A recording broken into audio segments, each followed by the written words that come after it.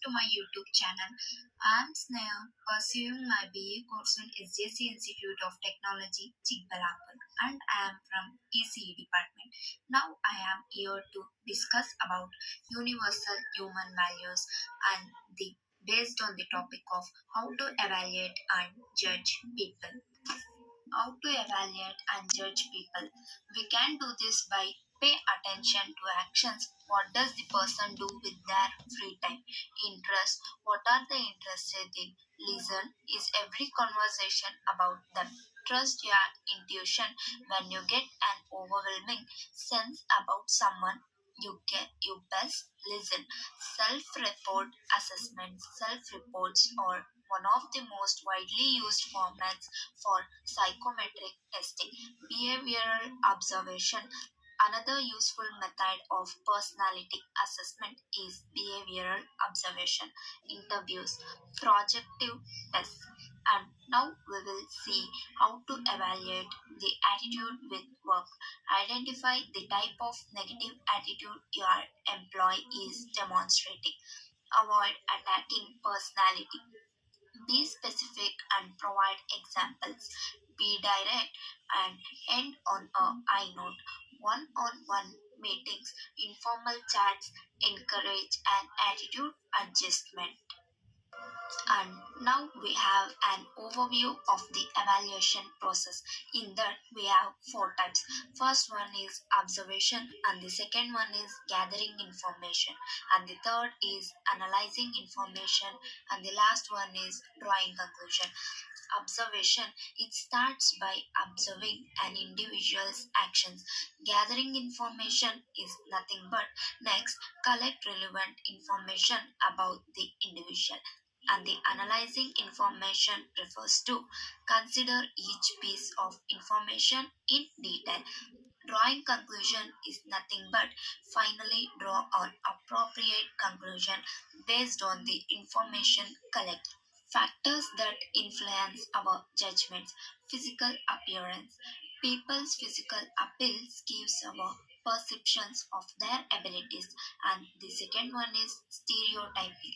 Preconceived notions about groups of people mispresent those individuals. Cognitive biases, mental shortcuts, and cultural conditioning play a role in our estimation of others.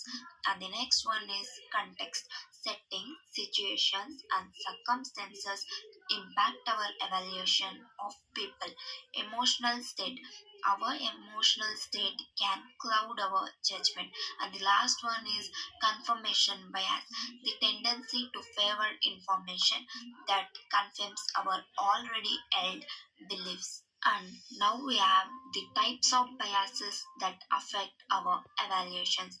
In this, the first one is affinity bias, an inclination for our against people based on their personality similarities with ours. And the next one is attribution bias, when we incorrectly judge individuals based on internal or external factors. And the next one is confirmation bias, favoring information that confirms already held beliefs rather than objectively evaluating information.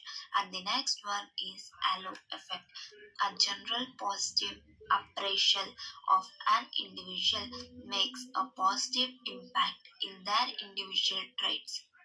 And the last one is On's effect, the opposite of the halo effect, a negative evaluation of one aspect of an individual casts a shadow on their pos- and we have minimizing bias and improving accuracy.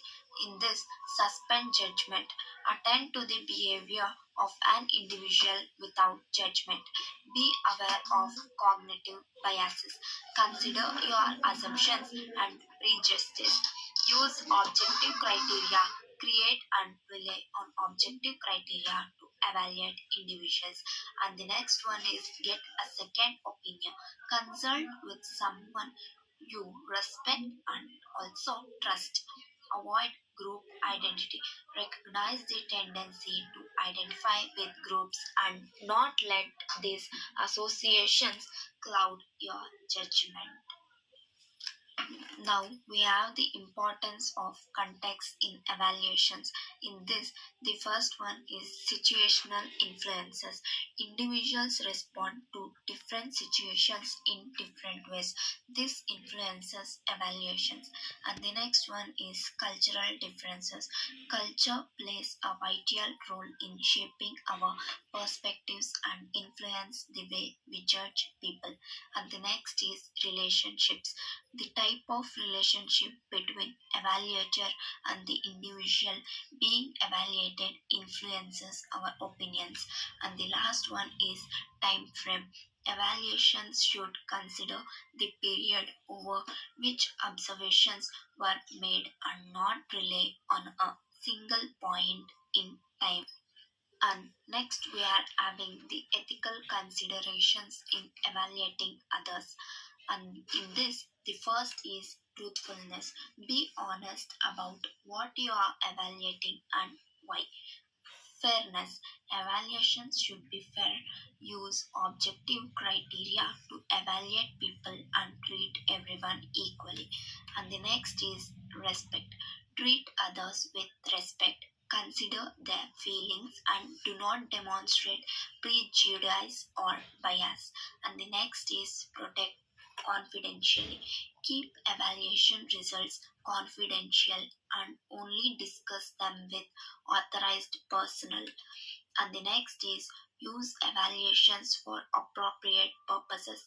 Use evaluations only for their intended purpose.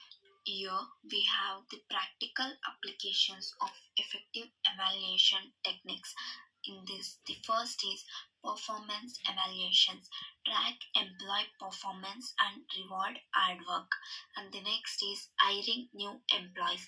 Screen applications to ensure new hires fit the expected requirements. And the next is training and developmental plans. Develop plans that enhance individual strength areas and minimize the extent of their weakness.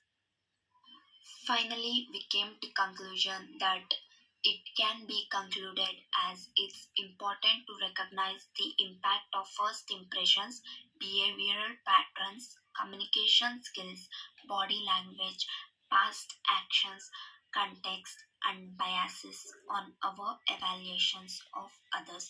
And by considering all of these factors and striving for fair and accurate evaluations, we can better understand those around us and build stronger relationships based on mutual respect and understanding. Thank you for watching my video.